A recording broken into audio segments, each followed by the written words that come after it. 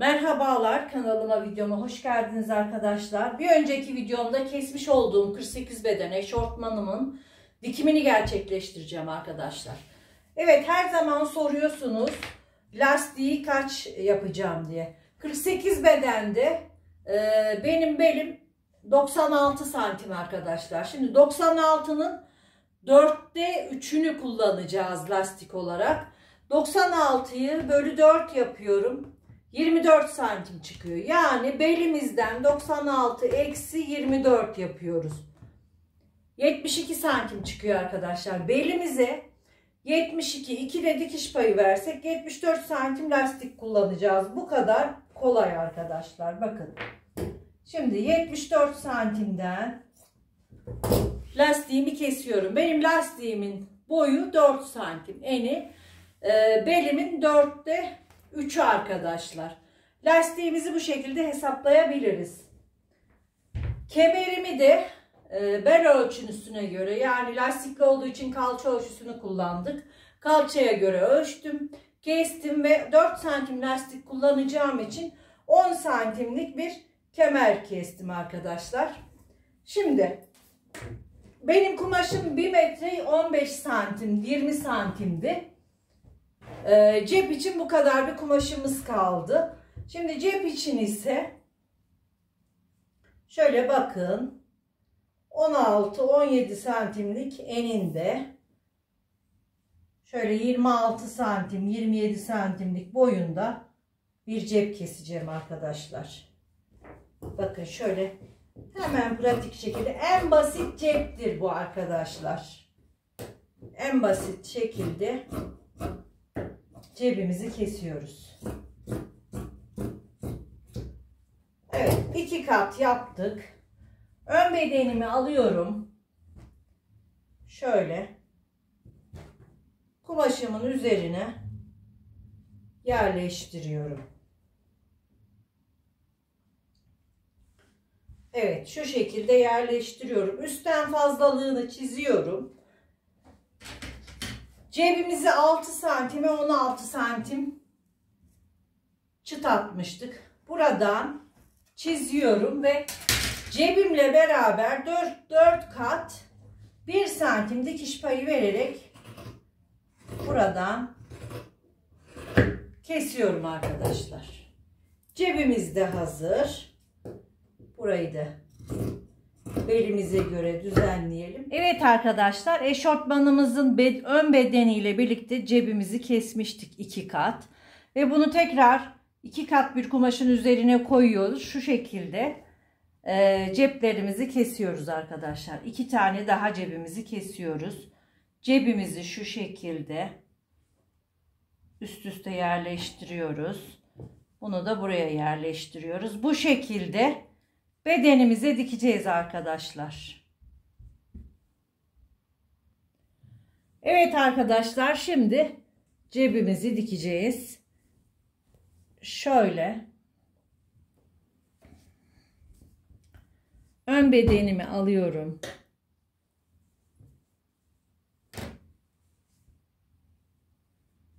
Ön bedenime düz yüzüne cebimin kapak olacak yerine şu şekilde düz yüzüne getiriyorum.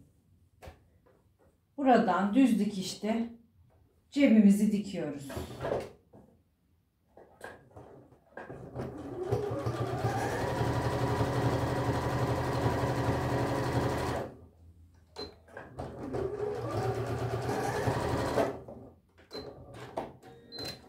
Evet, gördüğünüz gibi cebimizi diktik. Şimdi bunu çeviriyoruz ve buradan üstten bir dikiş atıyoruz.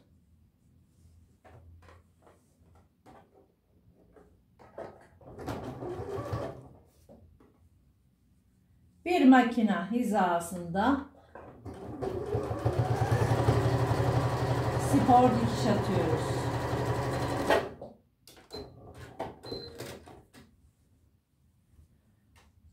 Hemen cebimizin karşılığını alıyoruz.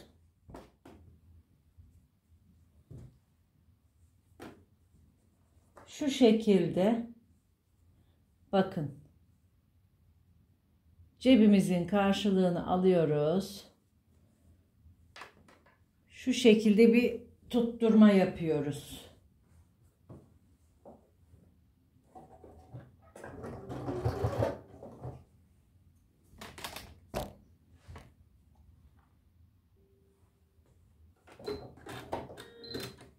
Hemen aşağıdan da bir tutturma yapıyoruz. Bakın 1 santim çıt atmıştık. Çıtımız burada. Hemen şöyle bir tutturma yapıyoruz.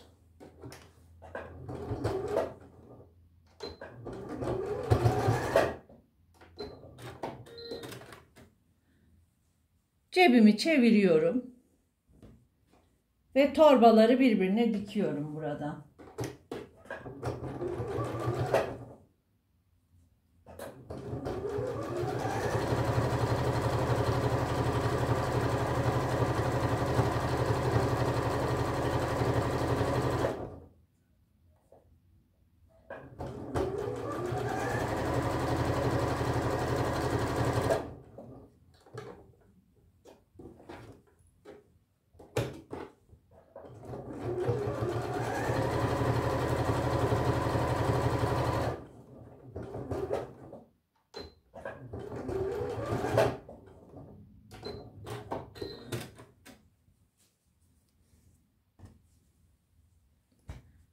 Evet arkadaşlar, gördüğünüz. Evet, şimdi öncelikle cebimizi temizliyoruz overlock'ta.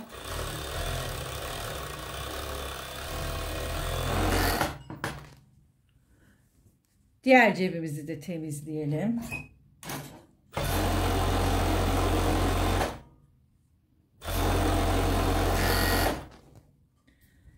Cebimi temizledikten sonra ön ağlarımı birleştireceğim. Bakın. Bunu alta seriyorum.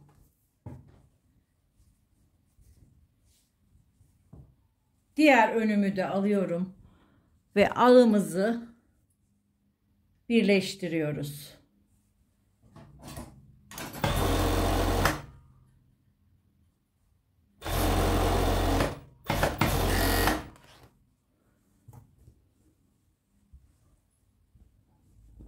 Ön ağımızı diktik. Gördüğünüz gibi. Şimdi arka ağımı birleştiriyorum. Düz yüzlerini birbirine öpüştürerek arka ağımı dikiyorum.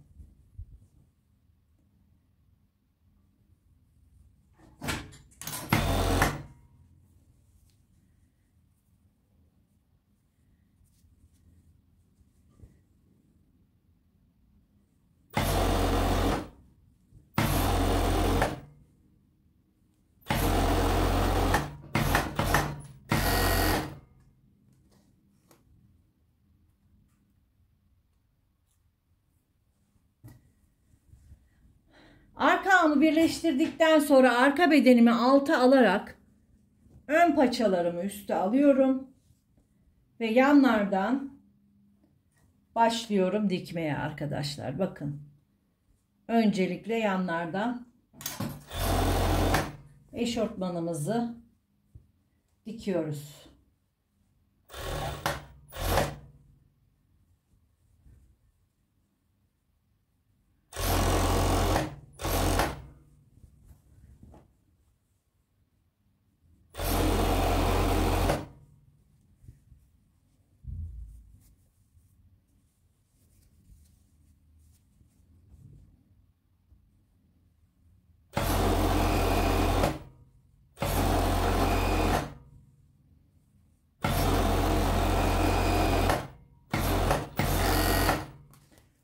Evet, bu yanımızı diktik arkadaşlar. Çeviriyorum.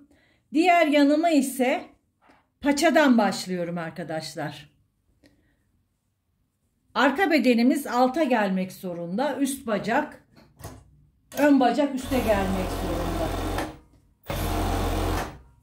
Evet, diğer yanımı da kapatıyorum.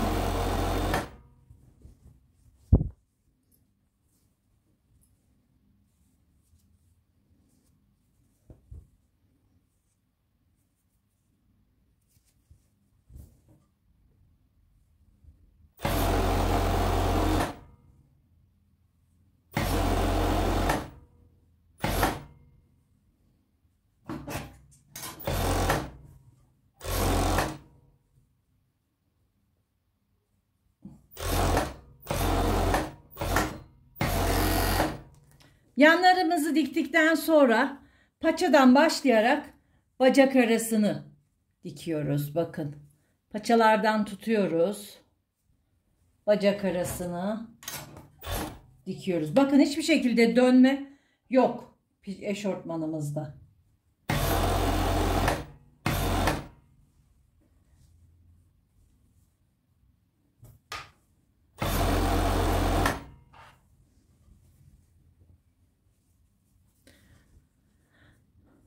Overlock dikişlerini üst üste getiriyoruz arkadaşlar. Alttakini aşağıya doğru, üsttekini yukarı doğru yatırıyorum.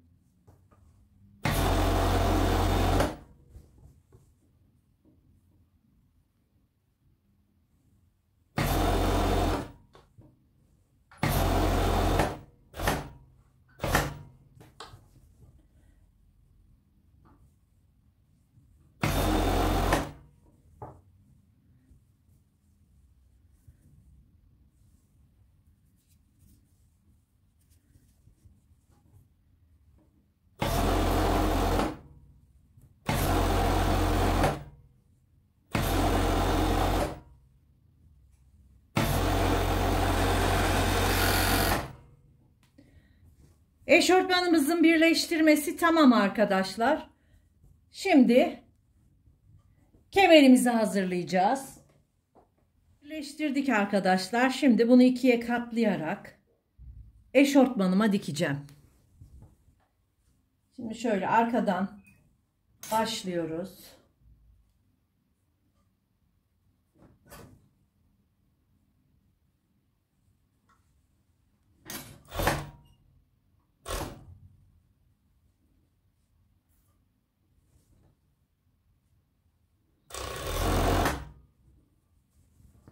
Lastiğimi sonradan takacağım. Şimdi şöyle kemerimi tutturuyorum.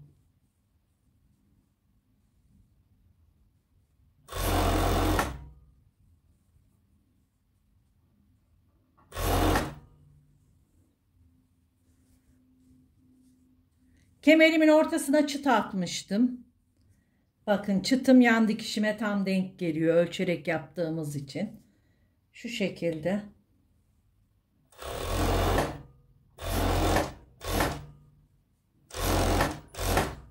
Takıyoruz.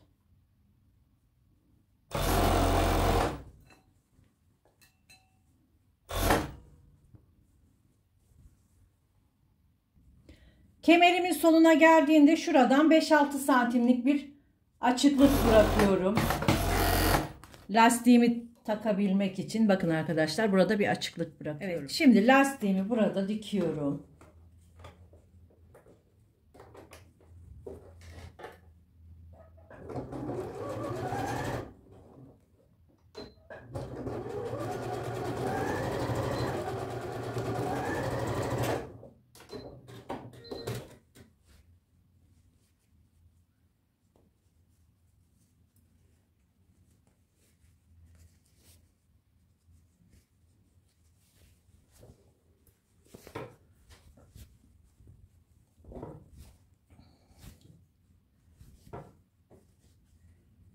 Evet, lastiğimizi taktık. Burayı kapatıyoruz, açıklığı. Bu açıklığı kapatıyoruz.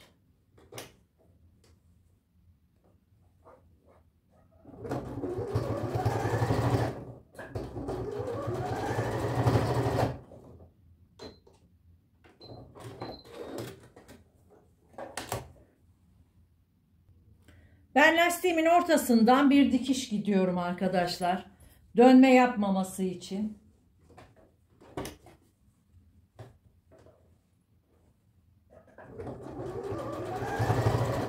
Eşortmanımın paçalarını dönüp bitiriyorum arkadaşlar.